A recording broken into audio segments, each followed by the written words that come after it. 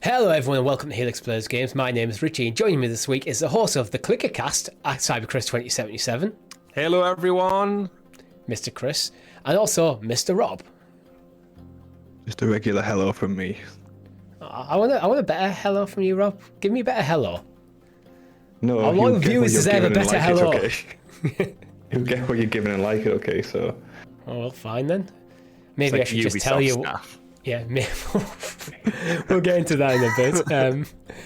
But what else have we got going up for you this week? We have Microsoft laying off 10,000 employees, my first impressions of Persona 3 and 4, and have you ever wanted to power wash Croft Manor?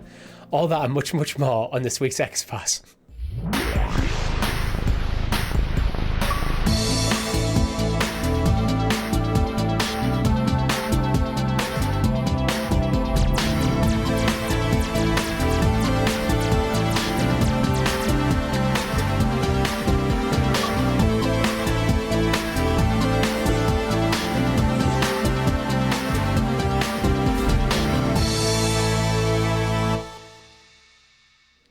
But before we get into it, Chris and Rob are both being forced to mute because I kept interrupting me while I was trying to do the housekeeping section. So if you do like the video, make sure you hit that like button, subscribe to the channel, or your podcast feed of choice with notifications turned on so you're kept in the loop of all the great content here at Helix Plays Games, such as Talking the PS, where every single Tuesday we break down all the PlayStation news happening.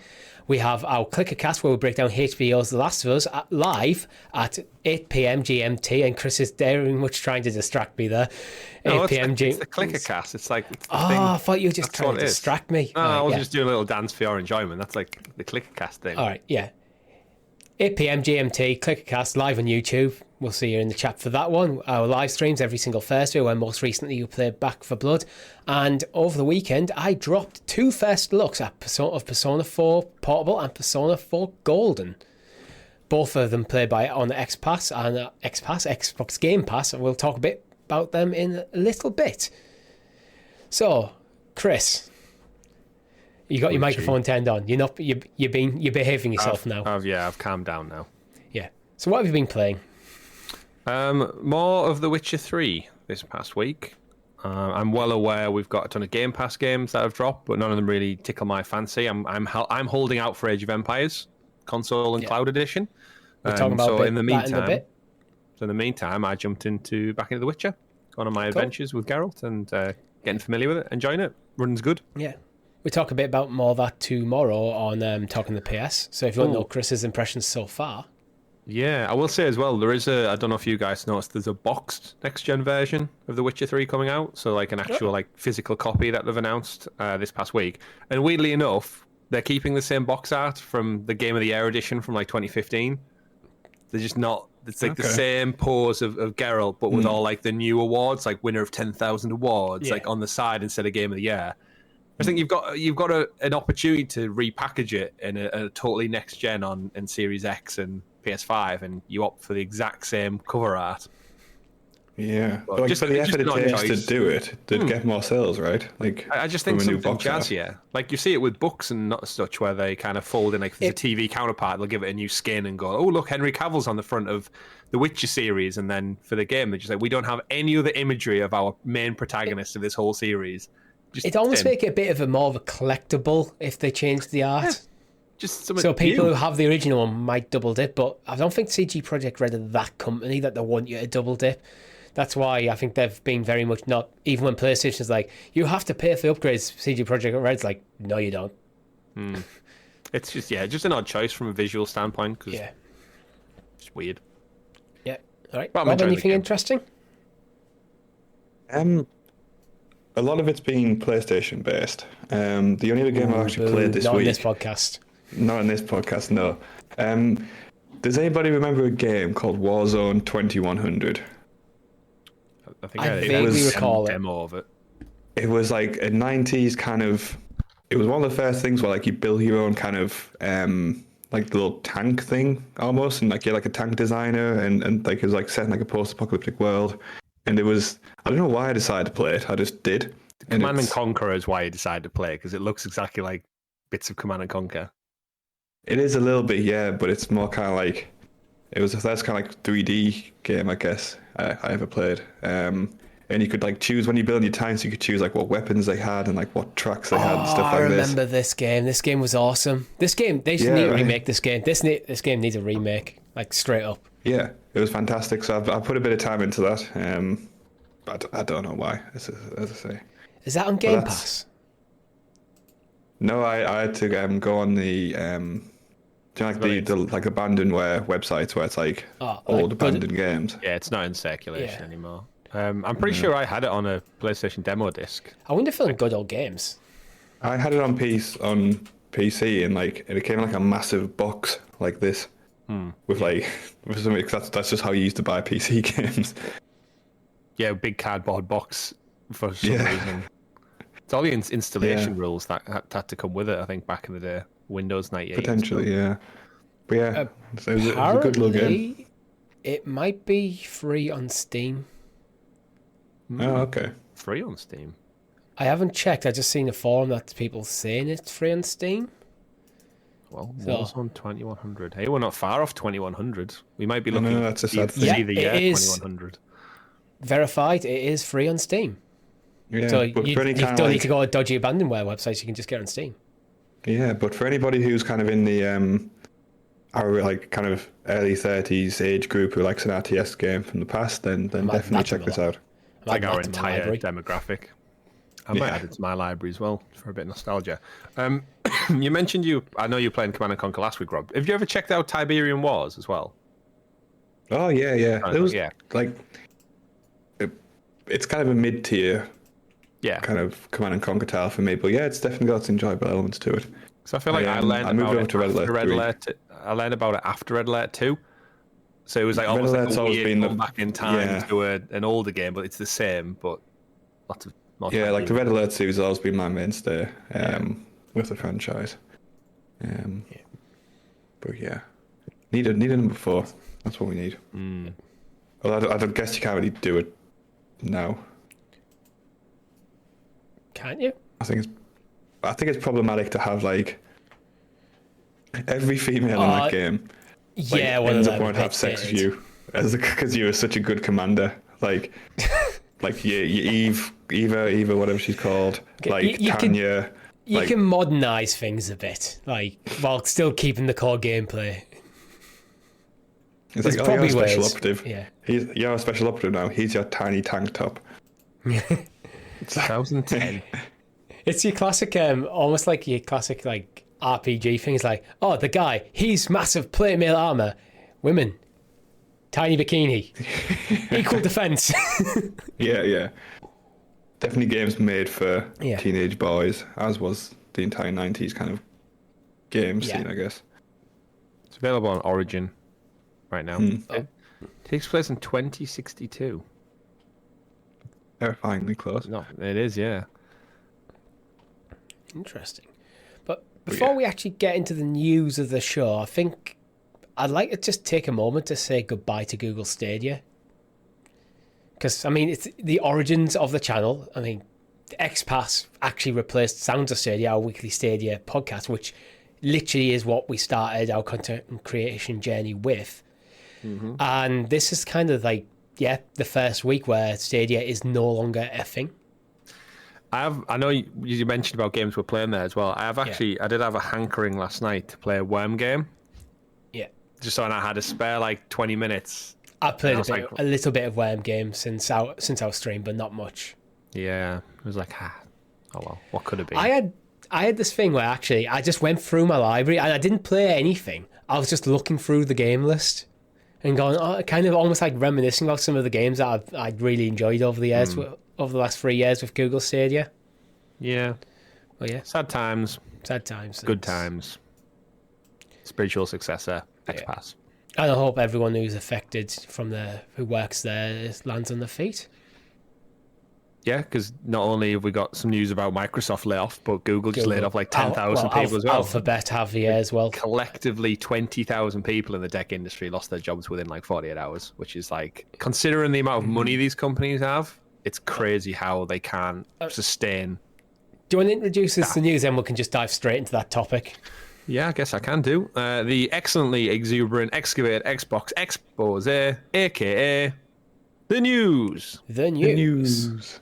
And as always, our news is brought to you by our Helix Heroes, which you can become for as little as 99p, where you get early access to Talking the PS. You get custom emojis, badges next to your name in chat. And sometimes we do throw more early content to you. I didn't with Persona 3 and 4. I did consider it, but I just wanted to get them out for everyone. But yeah. So first topic of the week, tech layoffs. Oh, Chris, you were just about to talk about Google.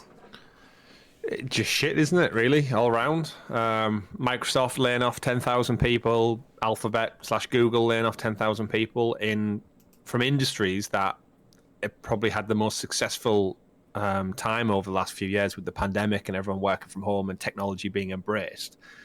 Is we suddenly find out, they're just basically trimming the fat, supposedly, from every division possible. And yeah, it's crazy. There's people we know from, again, our time with Google Stadia who are directly impacted by this. And hopefully all these people land on their feet. They're all obviously successful in their own right to find their new jobs. But it just seems like no one is free from this kind of world we live in right now with people looking to trim money, businesses and families and stuff alone. But it's a sad time. But to focus on the Microsoft one, it seems to be impacting other gaming divisions, the publication companies and everyone and everything in between. So I guess in terms of video games, it's crazy thing that happens because there's so much money made there, and yet they're not averse to it. Yeah, what I struggle to get my head around is how a business can lay off 10,000 people. I know businesses, sometimes you go through these periods of consolidation where you maybe need to trim the fat out of the team. Things change, especially when in game development, things are very much project based.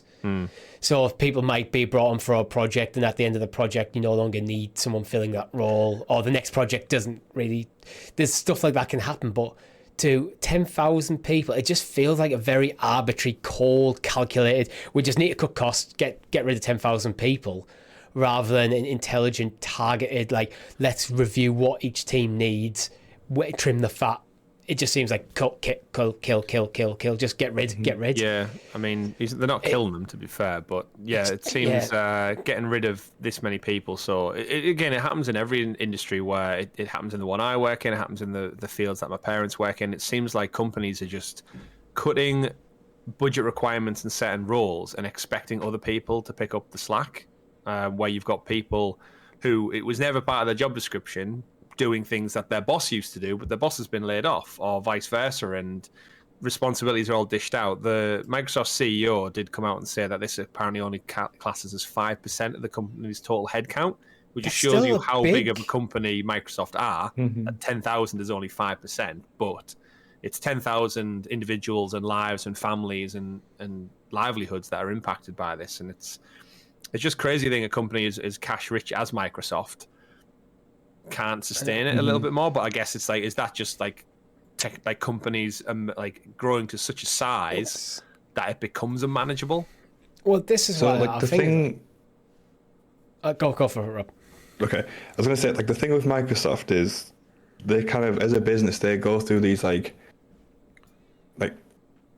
a bit rubbish at kind of predicting trends and kind of forecasting for like kind of global kind of trading periods. So for context, like there was a kind of a big stock market crash in 2015, and that kind of led to them hacking about a similar number of employees around that time. And the year before that, they'd increased their headcount by 30%. So like they expanded really quickly, didn't see like turbulent times coming, and then had to cull. And the same things kind of happened here. So in 2022, they hired, like, their workforce increased by kind of like 20-something%, which kind of, once they've been hit this year, they've had to really kind of pull back on that. And it's a bit of a trend with Microsoft. They always kind of do it. They'll overinflate, and then instead of being a bit more conservative and actually thinking about people's livelihoods, like what would happen to them and like these new employees, they just tend to overinflate and then cull again, and it's really annoying. I mean, I mentioned it, just like when it's the numbers like 10,000 seems to just an almost arbitrary number. They're not looking at the needs of the teams, and it's just like, get rid of this number of people. It very much feels like this is done by a guy on a spreadsheet who doesn't necessarily know what these jobs are and the functions of these people. No, not at all. And that they're talking about how they hope that this will make them like stronger going forwards. Like, but this just for me just feels like mismanagement at a very senior level. Like No, you're it's, not. it's, You mentioned I've seen like it happen a lot.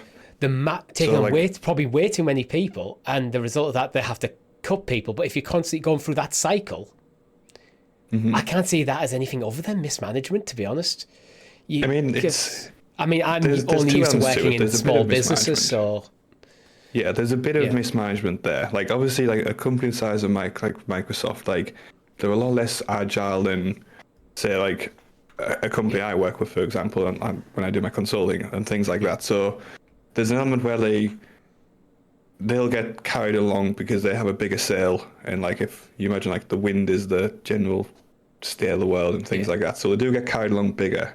But I've seen it a lot since like the pandemic's kind of eased off. So a lot of people who followed for a long time will know I kind of work in e-commerce and things like that, and all the companies I've come across saw like that similar boom during the pandemic because you couldn't spend money in retail or in restaurants or hospitality or anything like that.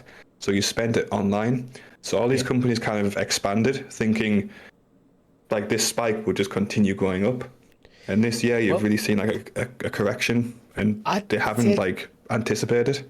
Again, I'd say that's a bit of mismanagement. You can look and go, okay, we can ride the spike, get us to a level, but you must, if in e-commerce, like if you're being a bit thinking pragmatically, you'd be looking at, we're going to get the spike, we can ride the wave a bit, but you should also be expecting like, this is a bizarre situation. Once this has gone off, we might retain more of the market share than we did. Brick and mortar stores might probably lose out in market share, but they're not going to be just completely killed off. Oh, true. But the issue is you can't ride the wave unless you hire other people to kind of ship your orders out and do all that stuff. So I can see why it's happening, and better plan. And to be fair, Microsoft could have rolled this out without having to cull people. They're doing it because they have to. Yeah. There's a big element of business as well as that, because they're in technology. There's always new things on the horizon. Like they're always having to research and develop for new products and things that just won't take off. And kind of like if we reflect back on Google and Stadia, like they laid hundreds of people off as well because they tried something, they invested a lot of money into it. It didn't work out, or it didn't show profitability within 3 years, so they pulled the plug on it. Then all those people, realistically, they've got no purpose of being there anymore because the project doesn't exist. And I think a lot of turnover with Microsoft will be, look at this cool, interesting thing, whether it's droneware or security cameras or mobile phones again or whatever they're working in. They build up a team from scratch, like Rob said. They have to get specific expertise in. But then the reality is they can't just move them onto a different project because their skills don't transcend across to other areas of the business. So then when someone on a spreadsheet, like Rob said, the size of Microsoft, the bean counter who's doing all the finances doesn't know the expertise or skill of these 10,000 people, but there has to be a line drawn somewhere. And evidently they just crunch the numbers and go out to the teams and say, who can we get rid of within these teams? We'll keep up the same production rate. And it's cold business, and it sucks, but it does happen. Like Rob said, you're going to have growth, but you're going to have that shrinkage before the next big thing comes along, and no one can predict the future. That's the reality. Yeah, So like who could have imagined like the Ukraine situation? Obviously, like you can look to the past and think, maybe this could have happened, but ultimately that's a massive event which you can't really forecast for. In the same way the pandemic was, I guess. So I'm a bit more forgiving of them in this situation. But it still fucking sucks for the people on the ground, right? Absolutely, 100%. I think for me, only really ever working in small businesses, I kind of look at it and go, this feels just very much cold, calculated, just blanket sackings across the board, rather than like a strategic, intelligent, targeted redundancy. It's like, where's the fat in each team that we can cut? It's just to get rid of people's jobs. I get the overarching thing of Microsoft as a corporation doing this, but it feels like you should. I don't know. I feel like if I was in that position, I'd be like, right, we need to cut 10,000 jobs. You go to the heads of the individual teams and go, right, where can you save money? Where can you save money? And rather than just going get rid of people, because this does actually we don't know impact. That's not happening. Like that's true. It's hard to know kind of how it's working, but Yeah. It's just, I mean, it does say they all leave with severance packages, healthcare, and stock investment for 6 months and 60 days notice before termination. So it's not like Elon Musk's just coming in there and firing everyone left, right, and center who looks at them funny. It's genuine. Like they'll have to do their due diligence legally, and I guess just 10,000. Just the scale of it, I think that's scary. 6 months severance is on surface seems quite good, but when you're basically one of 10,000 people who've just left the job working in a similar industry, and that's before you even mention other tech companies who lost their jobs, the amount of competition for jobs is massive now because of this. I mean, tech as a sector has been overinflated for a hell of a long time anyway. So like, I can all of this goes in cycles, right? It's like going to the gym where you try and like transform your appearance. Like you have to like bulk up, eat a lot of food, gain a bit of fat, and then like you go through a phase of like leaning out, and then I was doing that. I went through that type of thing. I was bulking for about 33 years. But again, now you're culling people who are hopefully cheap. for another 33 years.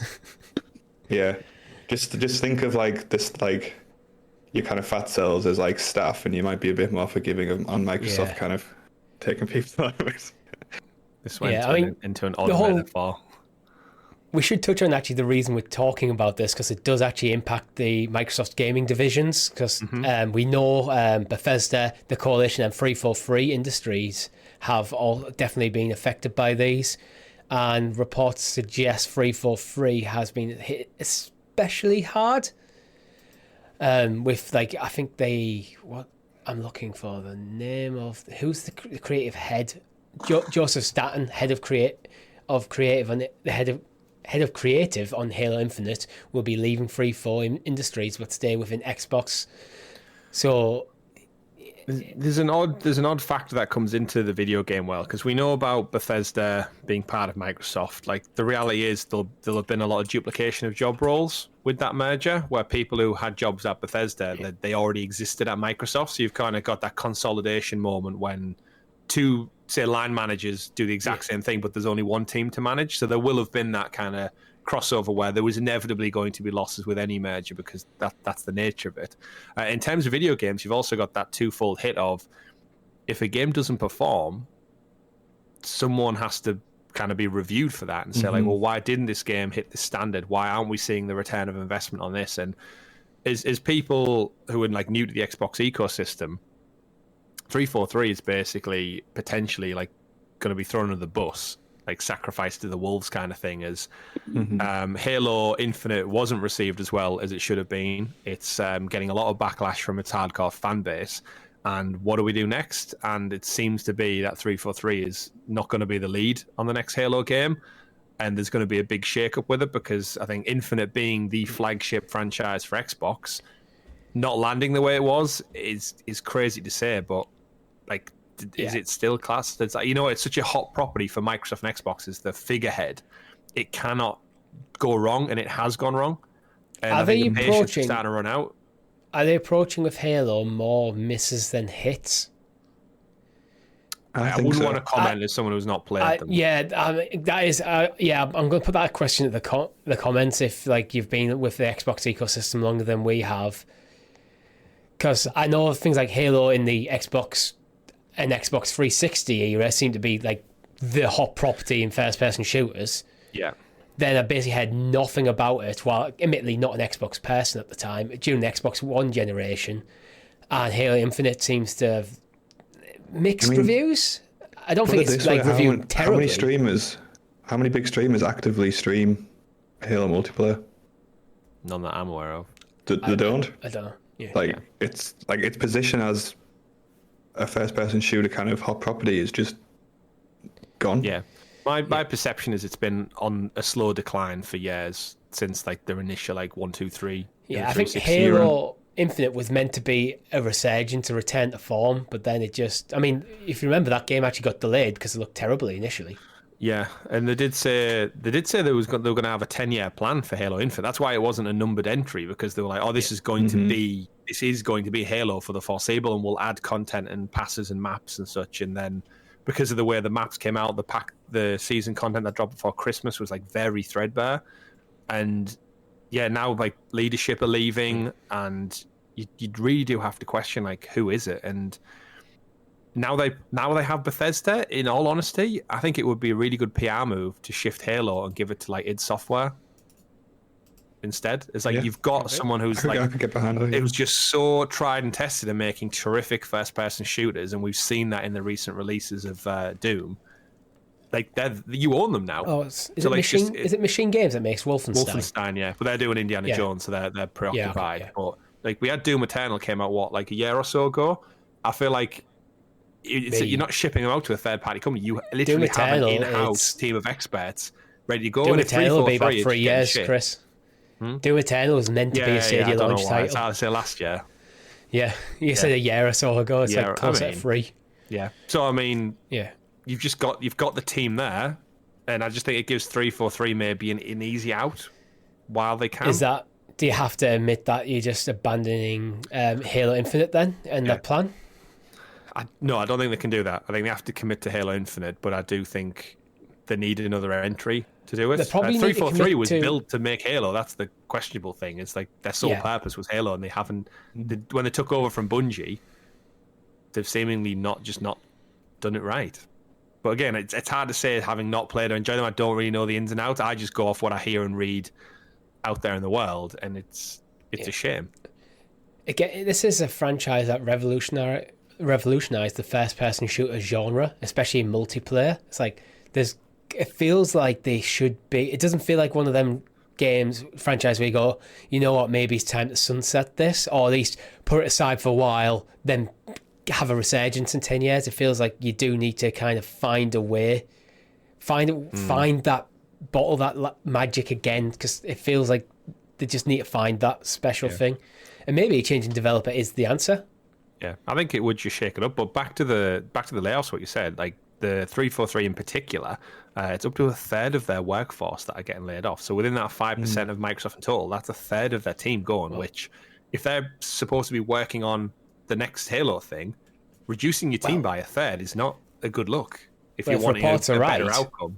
If the reports are right and that they are losing Halo for future development of future games, then like slashing your team in that kind of way, so it probably then just becomes a Halo Infinite support studio for now. Pretty much, yeah.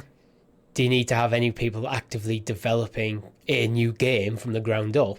You don't need as many people to maintain and release new content for a game that already exists, I'd imagine. Yeah, so they just become an Infinite support studio while someone else works on the next mainline entry. Seems to be what we're getting from this. Maybe, you do give it to id, and you make 343 a support studio for id for that period. So maybe, like, you're not the lead on it, but you're still going to be working on it. Potentially. But it's all definitely a shake-up, and I think Xbox fans will agree that it's probably been a long time coming. Yeah. And I guess we hope with all these acquisitions is that just Microsoft really puts some energy and focus into some fresh new IP, because tomorrow on Talking the PS, we gush over Ghost of Tsushima and Horizon Zero Dawn, and they're like franchises that didn't exist 10 years ago. And realistically, how long can you keep flogging this Halo horse? Like, they've got like Senua, Hellblade and such, but like Microsoft, I really just want them to come out fresh with some new hot things this generation. That really makes me sit up and go, oh, there's only been one Hellblade. Awesome. There's only been one Hellblade game so far, isn't there? So the second one could be that kind of, now Game Pass exists. Mm-hmm. And I think it will be. More people are going to play it. This could be like, Hellblade could become like into that category. It very much has the potential by the looks of it. And there is that expectation. Like by the end of this year, do either of you two think that Starfield has the chance to be Microsoft's flagship game, like above Halo? Because all the hype behind it seemingly is pointing towards like, do more people care about Starfield than Halo if you're an Xbox fan at the end of this year? Forget nostalgia. Does Halo Infinite beat out Starfield in terms of conversation and popularity? Not on any day of the week. Yeah. Which is mad to say, right? Yeah. Like that's crazy to think that. Like Halo is Halo, but is it just like running on fumes now? The shine's very much come off the IP, and they need to find a way to put it back on. But like, changing the studio, give a new team a chance to do something, I think could be what it needs, and I just hope they give whoever ends up developing the next Halo game the time and support that they need to absolutely nail it, and no more releasing trailers where like character models look like kind of crummy, and no more cutting expected features, promising the co-op campaign, promising it'll be there at launch, okay, no, it'll become later, then cancelling it. It's all things like that, like haven't been done well for Halo. Well, like that's the big conclusion, isn't it? This stuff happens at most game developers, but because it's Halo and because it's Microsoft and its status is all eyes are scrutinized like 10 times over. It feels a bit. It's got something of the cyberpunks about Halo Infinite, to be honest, where it probably came out a lot earlier than it should have done. But at the same time, it should have came out when it was supposed to, and it should have worked because they had years to develop it. Yeah. But then that's the weight on the shoulders of it has to be good. So every time it goes into like its yearly review and Phil Spencer and the team get together, they go, this needs to be better, guys. This is Halo. And they go, okay, take it away for another year. Come back, still not better. Like, you can only delay stuff for so long before they dropped the ball twice, really, didn't they? With the Master Chief Collection and Infinite, like, can't risk the third time. I think they fixed the Master Chief Collection eventually. They did. Yeah, that's the key word. Fixed eventually is. Yeah, it comes back to the classic Shigeru Miyamoto quote about games like a good game is always good, but bad games or whatever. I can't remember the quote off the top of my head, but like, don't release a game till it's ready. And to be honest, Nintendo should look at themselves on that, because Pokemon Violet and Scarlet shouldn't be out yet. It's the kind of rising status of like AAA game development is not easy. It's not cheap. It takes a long time. It comes with a lot of risks. And then at the end of the day, you could finally release it into the wild and it bombs like who knows what. And your money, your investment, all that time has just been an absolute waste almost. And it's not cheap. It's not cheap. It's not. No, absolutely not. Which I guess feeds back into why people get laid off and budgets are cut. Which it's a vicious cycle, but you need success to spurn more success. Yeah, but I think we agree. Like, I'd like to see some new, interesting like IP come out from Microsoft. They still feel like they're leaning on old past glories. Like there's a new Fable game coming in the works. Halo. I wouldn't be surprised if a new Gears game gets announced not for long off. Like, although Coalition has been hit by this as well, but seemingly not as bad as 343. It feels like they need to break out from that wheelhouse, but I mean they are trying, because moving on to our next story, Persona 3 Portable and Persona 4 Golden both came to Game Pass, and we have first looks of them on our channel. Since I think I'm the only one interested in these games, I will keep this fairly brief. I like them both. I think I'm vibing closer with the story of 3 than 4. However, I think 4 is a better game. 3 is a bit point and click adventure almost, where 4 just go into more 3D models. I mean, the games don't look great, but Persona 3 Portable is a PSP game and Persona 4 Golden is a Vita game, and I think that is just something you have to just accept when you're playing them. But it was quite interesting. For these, it's no free in Game Pass. Yeah. I mean, if you're interested in either of these games, I'd recommend you play Persona 5. If you have played Persona 5, then, well, you don't really need me to recommend them. Yeah, and you're talking about like absolute JRPG classics. We've said about difference in tactics and market IP, but Persona, like the JRPGs moving on to Xbox, is one of the more positive moves they've done in recent years. Kind of opening the doors up to that part of the world and bringing those games to Microsoft and Xbox consoles, because they've not had them in the past. And even though they are older games, like Persona 4 Golden, again, is so well revered. When Sony announced that they were going to shut down the PlayStation Vita store, I have no intention of really playing the game, but I went and bought Persona 4 Golden for the Vita because it's like one of the highest revered portable games of all time.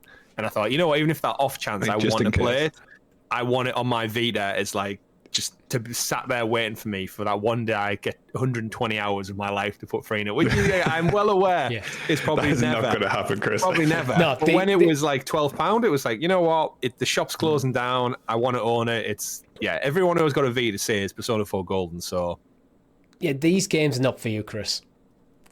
I don't expect them to be, but there's that part of me which was like, it might be though. It might Again, be. Check back in like if you 18 and a had half the- years, maybe, Chris, okay? Yeah. If you had the urge to play a Persona game, now, and you haven't, again, if you haven't played any Persona games, I would strongly recommend you try Persona 5 first, probably 5 Royale, because I think you can actually, I did notice there's certain like tropes in the series, which I didn't, because I'd only played Persona 5, I didn't know there were tropes. So I've picked up on a few of them things that I carry. Oh yeah, there's certain things that I care in every single game. But I think Persona 5 is the strongest of the titles, which is what you would expect, to be honest. And I mean, I've only played about an hour and a half of 3 and 4, but I think the story of 5 is probably better as well. I mean, you'd expect that, wouldn't you? Being a more story. current, Each of them taking very different stories, different vibes. But I think for me, yeah, I'd try. If you're interested in Persona and you haven't played 5, try 5. If you have played 5, do what I did. The reason I did 2 first looks is because I didn't know which one I wanted to have a go at first, and I think I'm leaning to 3, even though I think the gameplay is better than in 4. Right. Have you come across any of the misogyny or homophobia that's apparently rife in the Yeah, I was going to touch on. that. 4 especially feels very dated, to be honest, in some points. There's an interesting Eurogame article I recommend people go and read.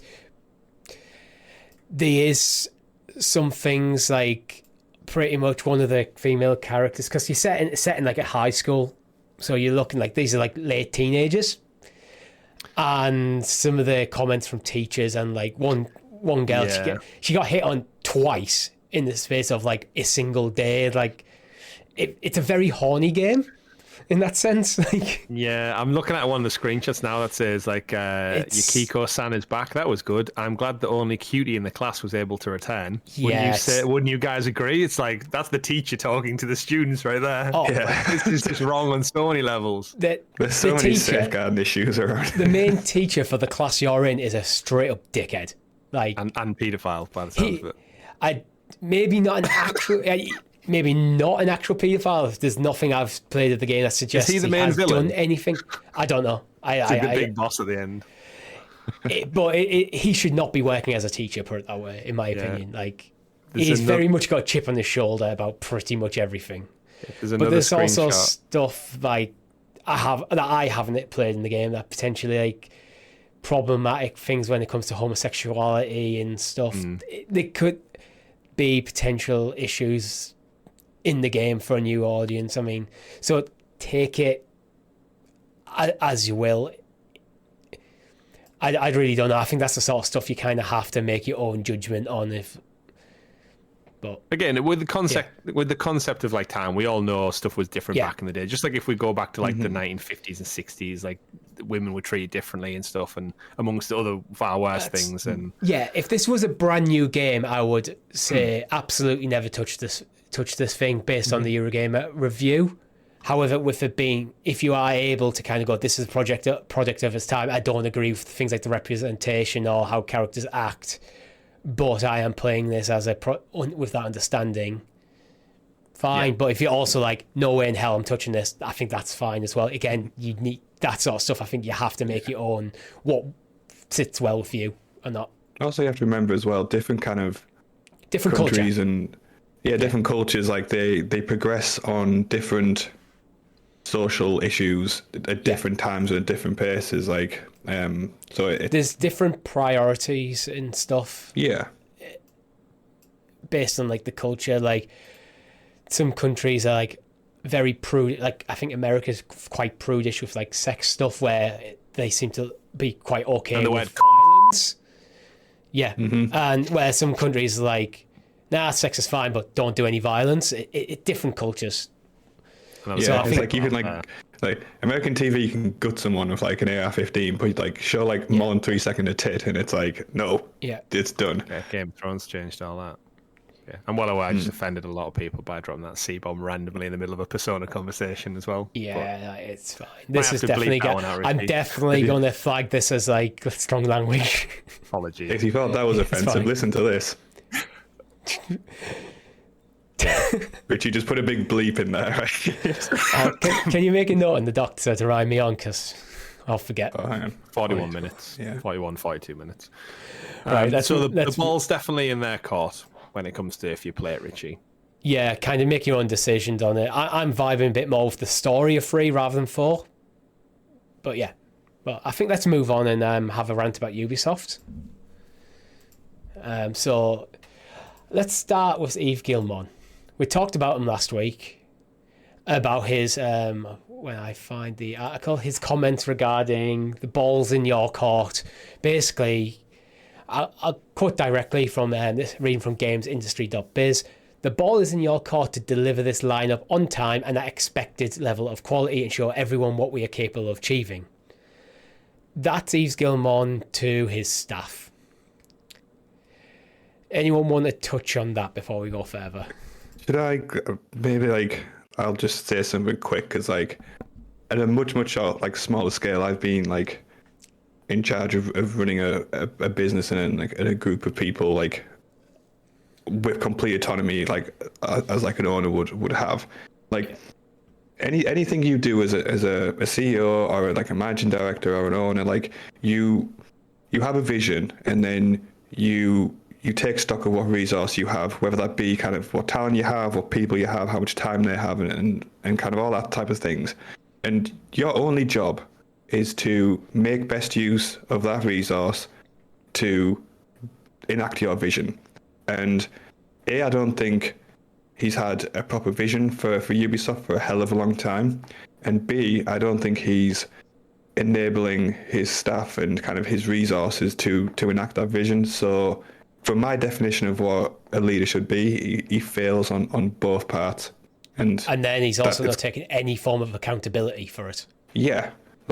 Ultimately, he has the power to change anything he wants in that business.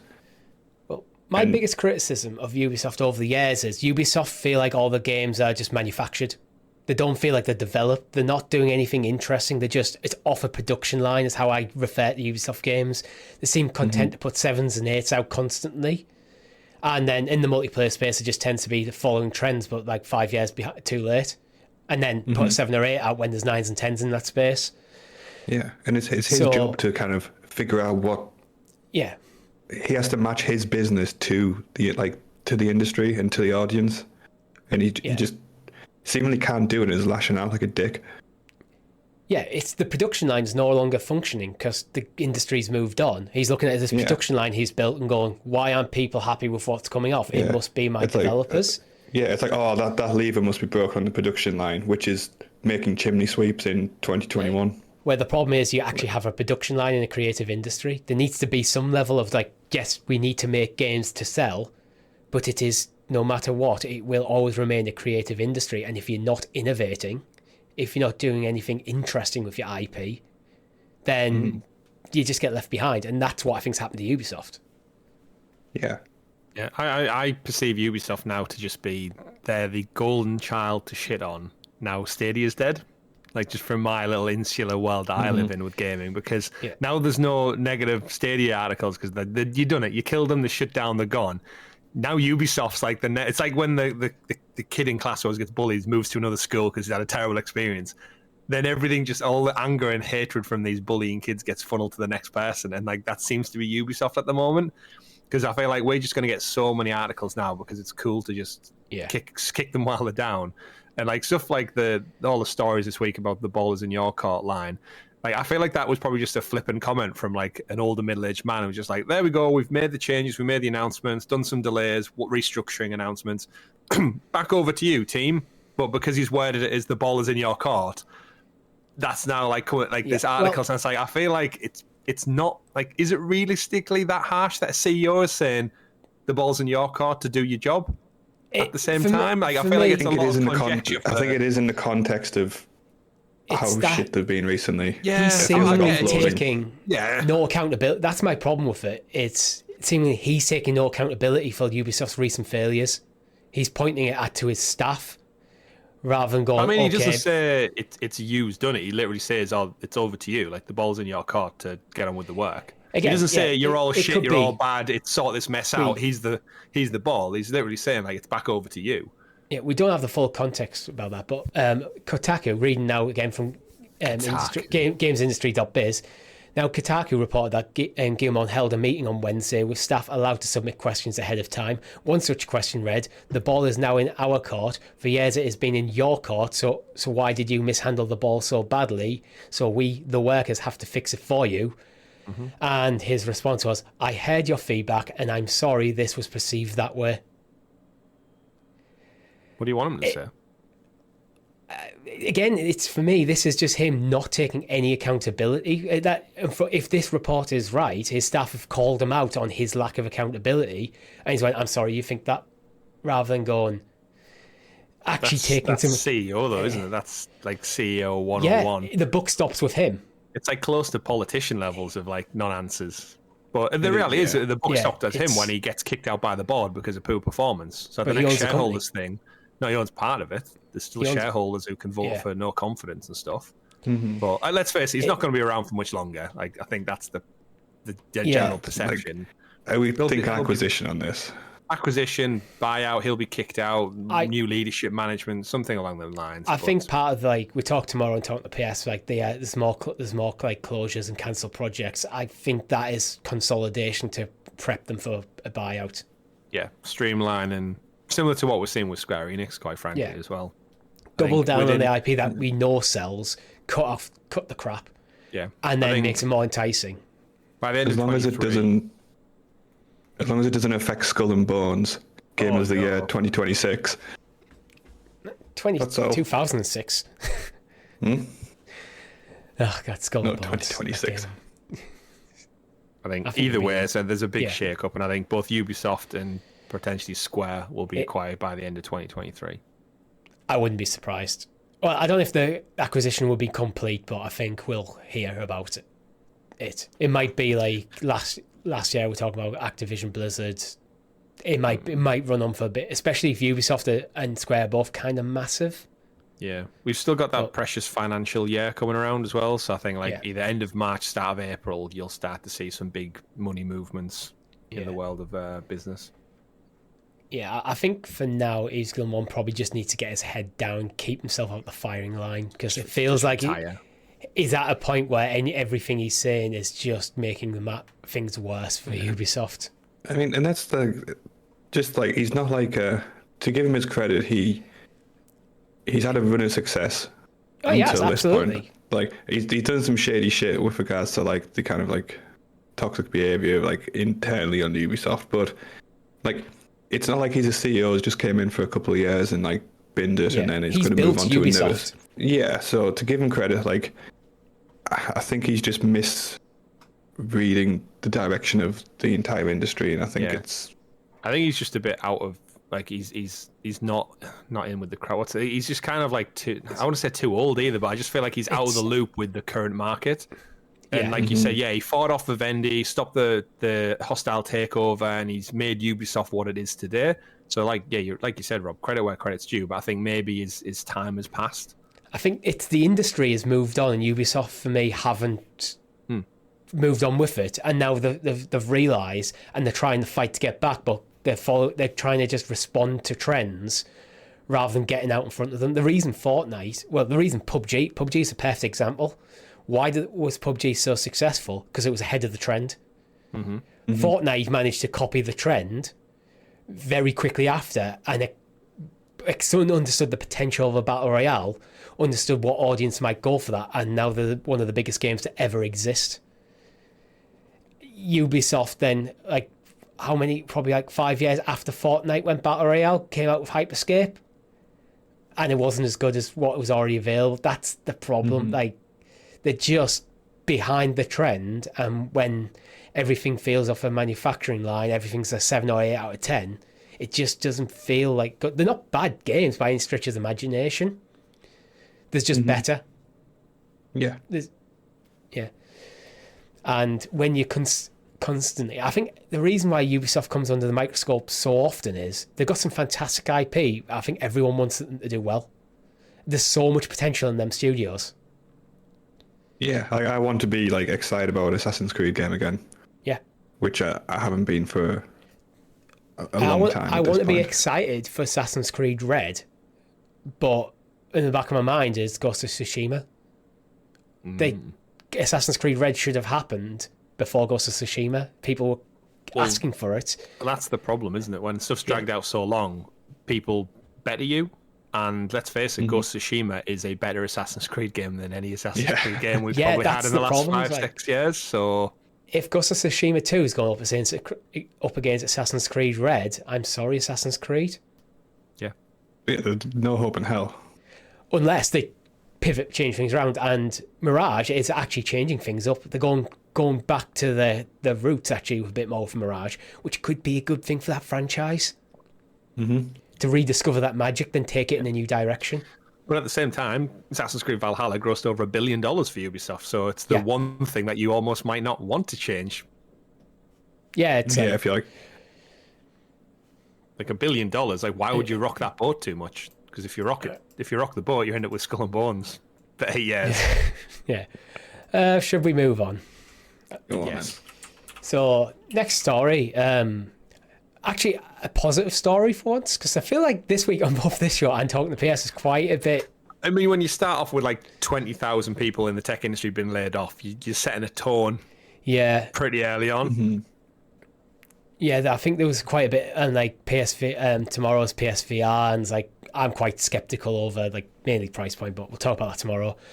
Liza P is apparently running at 8K on PC. So Liza P is the Pinocchio Dark Souls, basically. It's come to Game Pass, but that's pretty incredible if it's getting a decent frame rate at 8K. Is it running Unreal 5? Is like this one of the first games that we're going to see that's actually running in that engine? I don't know. I think that would be a big... Because we are, I think, expecting from this year onwards, we're going to start to see the fruits of Unreal 5 being out in the wild. I don't know if this is one, but I've seen a few clips going around this week of, I think, is it Atomic Heart? Is another one that might be running Unreal 5. Again, coming to Game Pass. Is it? Well, yeah. It goes to show you then. Squeezing that last bit of juice out of the old engine before shifting over. But I guess it's the kind of the way the industry's gone. And again, if games like this that aren't from huge developers can embrace it, then better for gamers all around. Let's be fair, though. 8K on PC is just stupid. It's just not necessary in any way, shape, or form.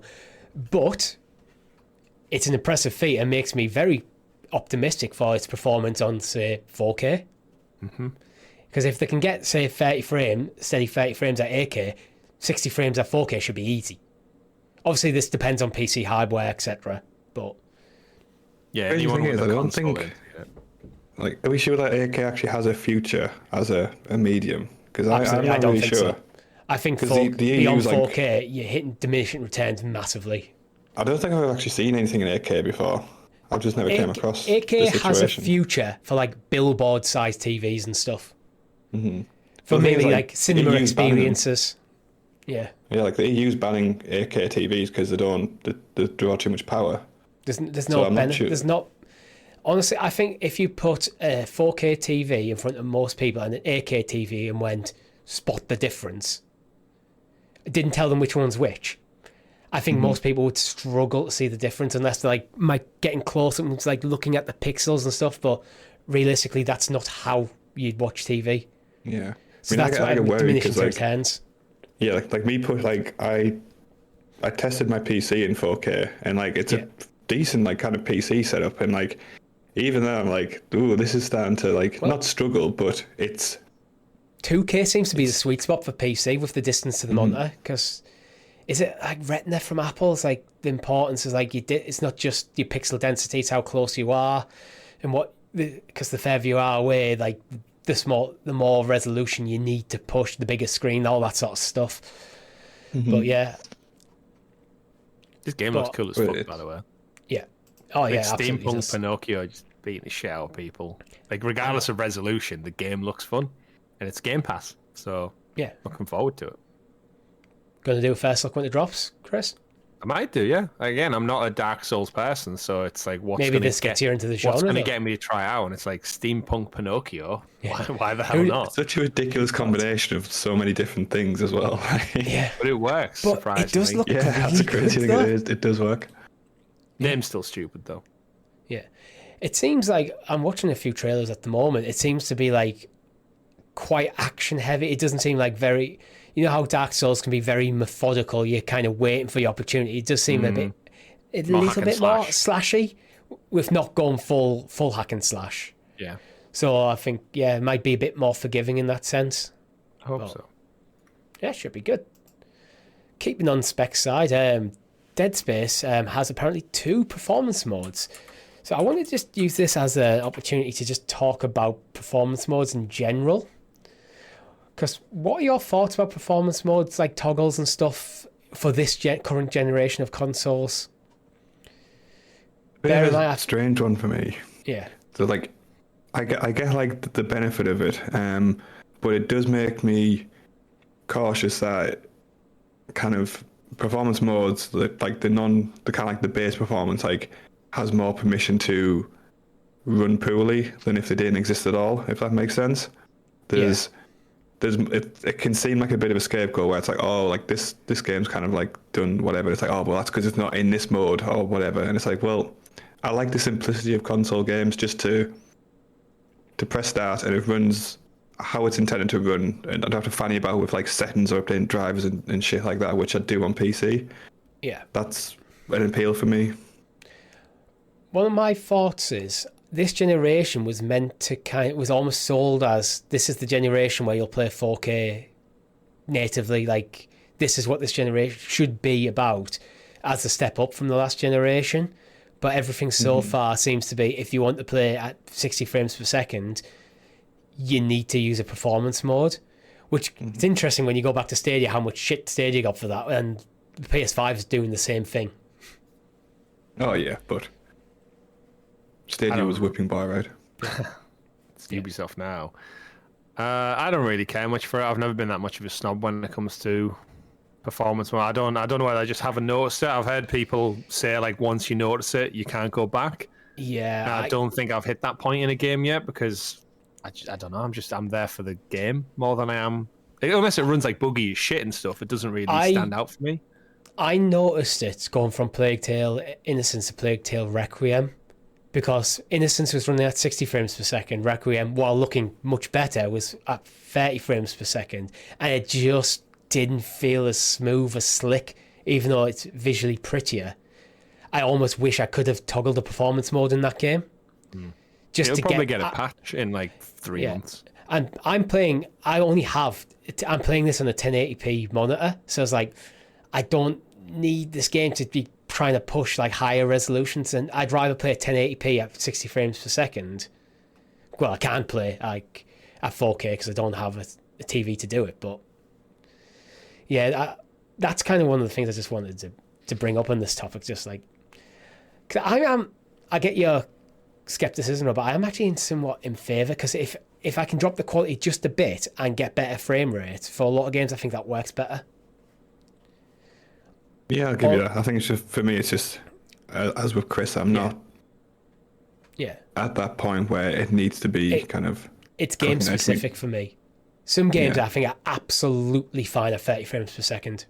I know some people think that's sacrilege, but take Persona. Persona at 30 frames per second is absolutely fine, because it's not heavy action. It's not fast twitch stuff. Well, to be fair, if someone was like dabbling in Pokemon Scarlet right now, I'd be happy if that thing just ran out. You'd be happy with 15. Yeah, 10. Yeah, 15. More than happy. Few quick stories, I think, to round things up. Age of Empires 2 is apparently getting Xbox's Play Anywhere treatment. So if you have a single copy of Age of Empires 2 Definitive Edition, you should be able to play that wherever you like. That's good to know. It's a small story, but I think it's nice. I've started on PC, so if I can just pick up my campaign in the cloud, then I'll take that. Yeah. And I think the last one I want to touch on is Power Wash Simulator. Bit of a cult phenomenon. But with Power Wash Simulator. But this was one of them things that who would have expected that you bring literally the Croft Manor from the Tomb Raider to Power Wash Simulator. So if you remember back in like Tomb Raider 2 where you used to lock like the butler in the freezer. Yeah. Now you can power wash the entire house. Tell you what, this Croft Manor has fell into some state of disrepair. know what the hell's that butler been doing. My word. I mean, he's been locked in a pantry for 30 years, Rob, that's why. But you know, the Power Wash Simulator games have like some of the simplest gameplay ever, but also the most satisfying at the same time. It's even got the assault course. I love that assault course in number 3. That was was it number 3? That was 2. I think it's 2. Yeah. And now you can go 3 clean had something it. else, didn't it? Yeah. Yeah. Yeah, I'm getting. I actually preferred walking around the Manor and doing the assault course and like the like the indoor gym and like was there a quad bike you could ride or something as well? Yeah, the quad bike's in it. Yeah. I don't know if Is you it can hard? ride it, but on the trailer you can watch the quad bike. You can watch the Jeep. But Genius. why do I feel like next week, Rob, on either Talk to the PS or XPass, we're going to ask you what you've been playing. You're going to be playing. I started Tomb Raider again. Tomb Raider 2. Yeah. Depends if I complete the campaign for Warzone 2100. Yeah. I don't have enough time. Yeah. But I think that's all we have time for this week. So if you've liked the video, hit that like button and consider becoming a member for as little as 99p. We can get early access to our shows, custom emojis and badges in our live chat. If you want to join the conversation even further, we have a Discord server. The link is in the description below. Thank you very much for watching. My name's been Richie. I'll be on the ClickerCast tomorrow night, 8 PM GMT, round up The Last of Us. Chris? I've been Rob. Wash your manner. Bye. Goodbye. Wash your man.